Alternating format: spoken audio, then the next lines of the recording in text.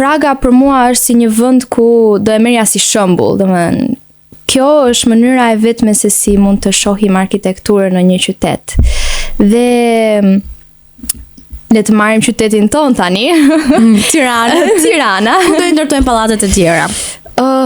Ku do ndërtohen?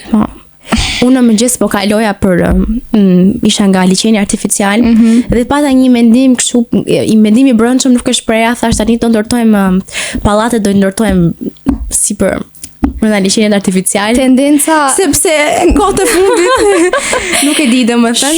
Shumë njerëz e shohin dohen pallatet ose ndërtimet si një lloj fitimi, një lloj shpejtësie, domethënë sa më shpejt, sa më fitim.